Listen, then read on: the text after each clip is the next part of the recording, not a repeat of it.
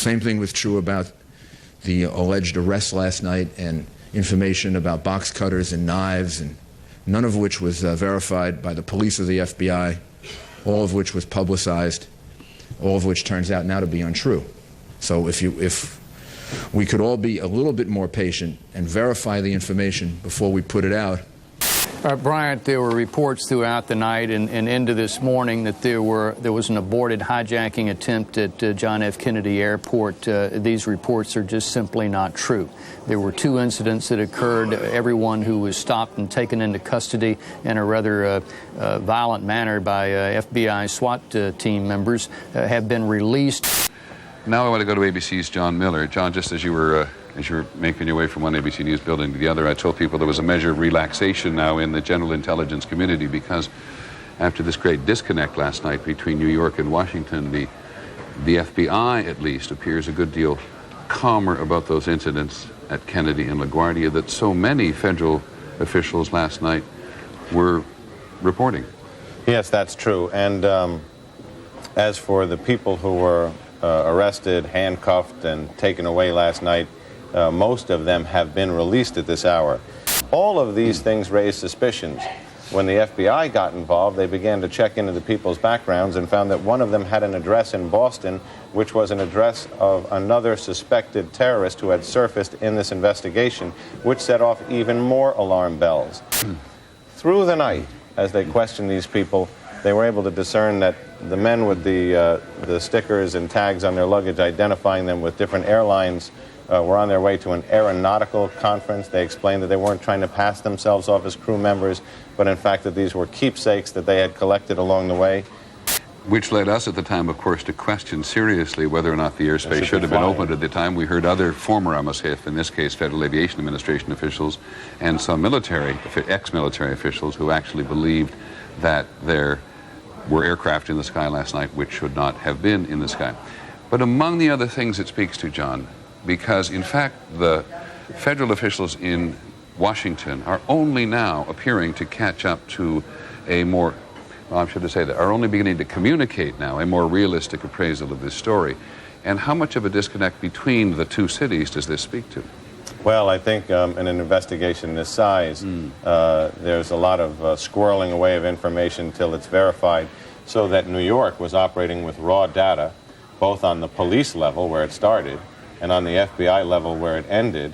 And I think Washington was just a little behind the curve because New York wanted to finish the investigation before briefing them. Although I must say, ABC News was in communication last night with people in the FBI's SIOC, their Special Operations and Information Command Center, and they were aware of many of the details of this last night and were able to verify those details.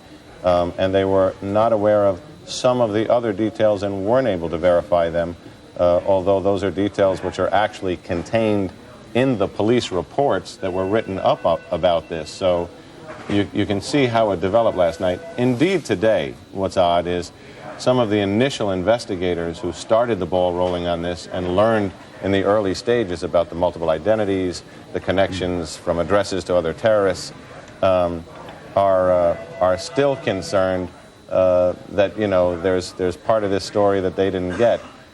But the federal agents who worked through the night to carefully backtrack and verify these stories are satisfied that what looked to them like a set of 2 hijacking attempts and a coordinated effort is actually not that at all. There are just 2 more things, neither one of them small. In those initial official reports last night, there were mentions that these people on the aircraft at Kennedy particularly had weapons, and there was, I believe, a specific reference to box cutters. No box cutters. No box cutters. Specifically knives was what was in the reports. Knives, you're quite right. And do we believe that now not to be the case?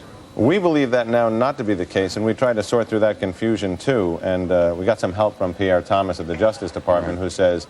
our Pierre Thomas, yeah. Our Pierre Thomas at the Justice Department, who covers the Justice Department and the FBI for us, says that in sorting through the bags, since one of these individuals identified himself as an airline employee, his bags may have been mixed in with crew bags, and things they found in bags that didn't belong to these individuals may have been credited to them.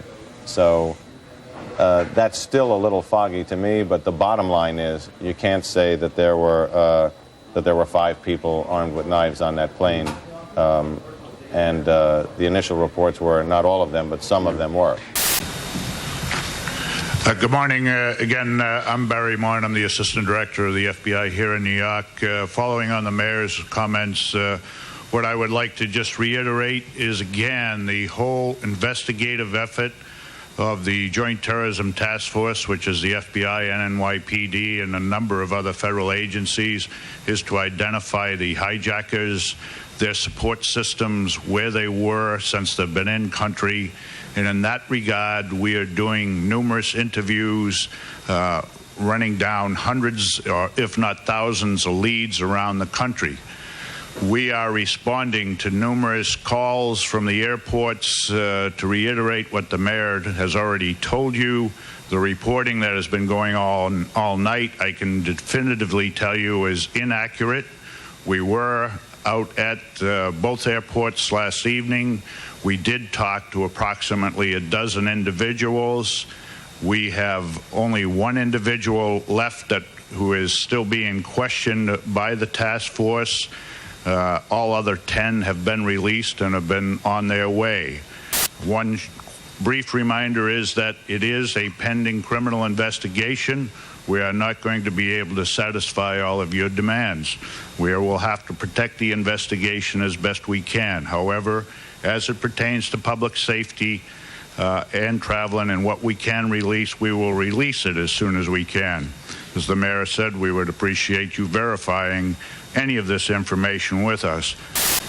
Questions? Barry, can you tell us what happened at the airport specifically? How many people were detained? For how long were they detained? What were the reasons for the detention? They were detained for a number of hours, but I would be quick to point out that they were cooperative with law enforcement.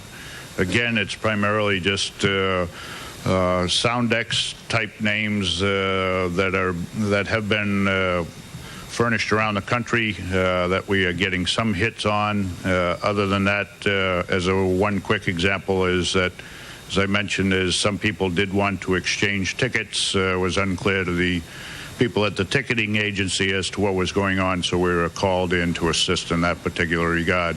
There was one report while I'm up here that there's a number of witnesses that said that people were taken forcibly off a plane. I cannot verify that at this particular point. I'm trying to run that down. Supposedly there's a number of credible witnesses that saw that happen. It has not been reported to either the commissioner's command post or my command post. We're trying to get to the bottom of that. Again, this is going to continue to happen. We are talking to all of the security departments of the airlines and requesting that they do contact us if there's any question. Barry? Two-part question. Is it correct that one that have been called? false ID as a pilot, and is he the one still being held? Again, it's, as I mentioned earlier, this criminal investigation. I'm not going to get into the details. All I will tell you is there is one individual that was detained. He is still with us. He's voluntarily with us. We're continuing to run out a lot of things. Subsequently, there may be charges. I'm not sure at this point, or he may be released. We understand there was a report there were a number of unusual coincidences together that led to some of these detentions. Can you tell us anything about that? Well, they're not necessarily tied. Again, the airports were closed. When they reopen, and it's being, again, everybody is being overcautious, if you would, and rightfully so. However, when they initially opened a lot of the international flights, there was some confusion. A lot of these came in at the same time. They continued through the night. I'm sure they're going to continue through the next several days. We'll respond to them, try and clear them up as quickly as we can.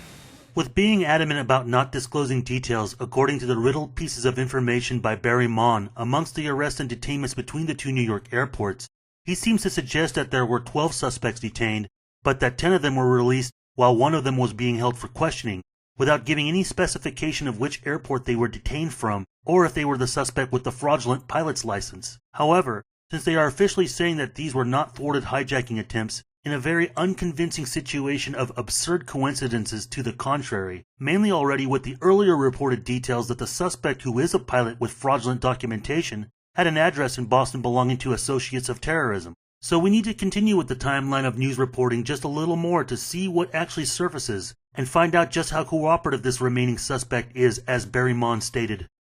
Good morning, Michael. Well, a mix-up driven in part by overcautious police and airline personnel. That's how officials in Washington are explaining the detention and questioning of 10 Arab nationals or Middle Eastern nationals. That's 9 men and 1 woman yesterday at JFK Airport and here at LaGuardia Airport.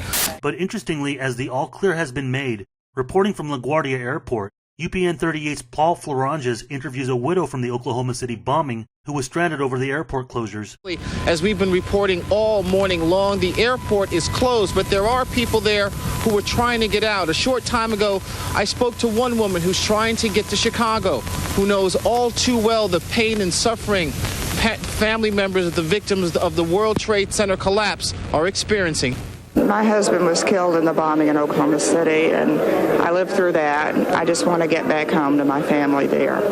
So if I can make it back, I'm sure they're all praying for me, and that's the best anyone can do right now.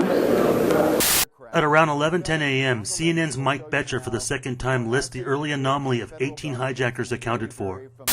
Basically, all the major news networks go silent to simulcast a national day of prayer and remembrance at the National Cathedral in D.C.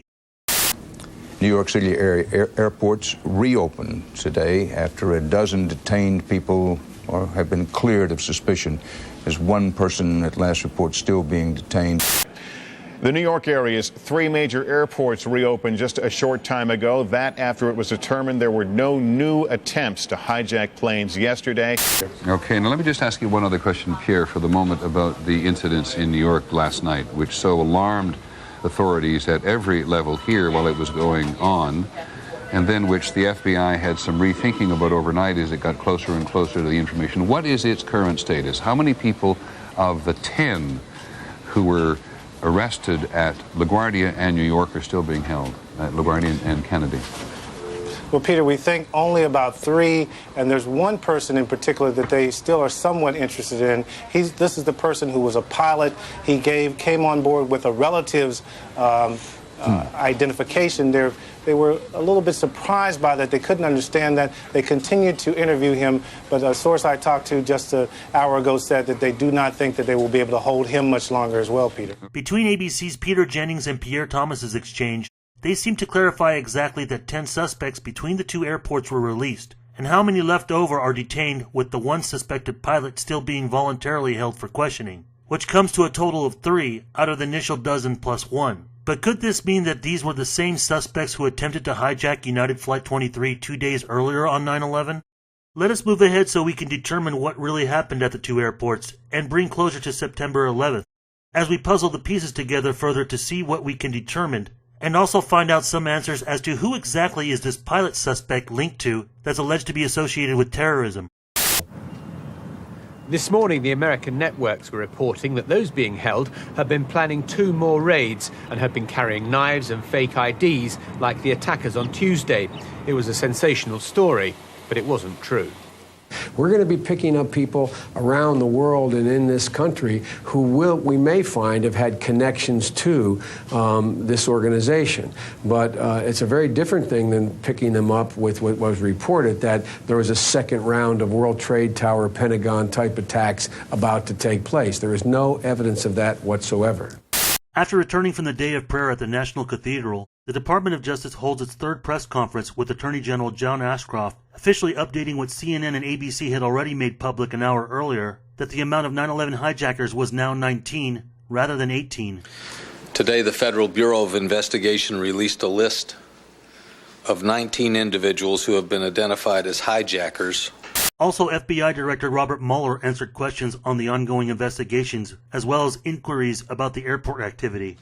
One other point I'd make before we respond to questions, and that is that we have dispatched sent to the various major airports, FBI agents, teams of FBI agents, to assist in quickly resolving any incidents that may come up when passengers or passengers are attempting to board an aircraft or obtain a ticket, and there's some question raised. So we can minimize the inconvenience to the person who may well be stopped and also swiftly resolve the issue.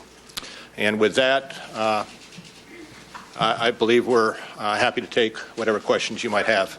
Director, have you obtained under seal or otherwise any fugitive justice warrants or leveled any kind of charges against anyone in this investigation? Well, for under seal, I probably couldn't tell you, but I can say that there have been no FBI arrests at this time. Any detentions that have occurred have been pursuant to immigration holds where an individual has been out of status. Yes, sir. Director, there were 2 people removed from the flight last night, I guess, in New York, and those 2 people's names appeared on a list. How did they get on? How were they able to board if their names were on? Well, I can tell you that that was pursuant to a watch list. Other than those names were pursuant, were on the watch list for reasons not related to this investigation. The difficulty we've got here is there are really so many pieces to this puzzle, and they're only just coming together. We hear of a report that someone might have been detained. Initially, it's an arrest. So the information that we're getting is sketchy, but we're beginning to put together the pieces of a puzzle. And the people who not be still exam